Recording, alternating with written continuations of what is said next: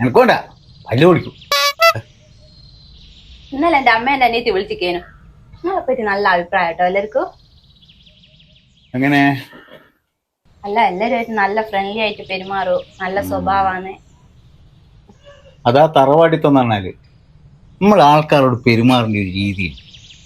ഞാൻ അങ്ങനെ എല്ലാവരോടും പെരുമാറുക. അതിന്റെ ഫാമിലി ഒന്നൊന്നുമില്ല, അതുകൊണ്ട് തന്നെ എല്ലാവർക്കും എന്നെ ഇഷ്ടം. ഓ, പറയണ്ട തറവാട്ട് മഹിമ. എന്റെ കുടുംബക്കാർക്ക് എല്ലാവരോടും സ്നേഹ, അല്ലാണ്ട് നിങ്ങളെ കുടുംബക്കാരോട്ടല്ല. എന്നെ സംബന്ധിച്ചിടത്തോളം എനിക്ക് സ്വന്തം ബന്ധമൊന്നുമില്ല. എനിക്ക് എല്ലാവരും ഒരുപോലെ. അതിപ്പോ സ്വന്തം ബന്ധം എന്നുള്ള വേർതിരിവ് എനിക്കും ഇല്ല. എനിക്കും എല്ലാവരും ഒരുപോലെ തന്നെയാ.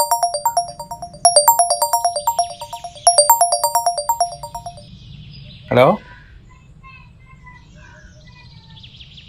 എപ്പോ?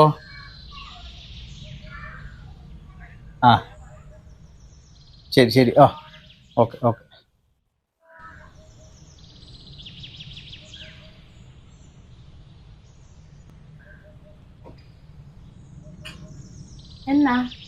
എന്നാന്നേ ആരാ വിളിച്ചേ?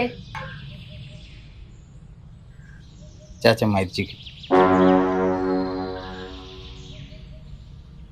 അല്ല, പോണ്ടേ? പോണം. 4 മണിയൊക്കെ അത് കഴിക്കും. ഭക്ഷണം കഴിച്ചിട്ട് പോയാലോ? ചെറുപ്പത്തിൽ നമ്മൾ ഒരുപാട് എടുത്ത് നടന്നിട്ടുണ്ടാവില്ലേ? ഈ ഓർമ്മയിൽ ഇങ്ങനെ വരുമ്പോൾ ഭക്ഷണം കഴിക്കാൻ പറ്റുമോ? അങ്ങ് ഇറങ്ങണ്ടേ ഇത്? ഇനി ശവ അടക്കെല്ലാം കഴിഞ്ഞാലല്ലേ എന്തെങ്കിലും ഭക്ഷണം കഴിക്കാനാവും.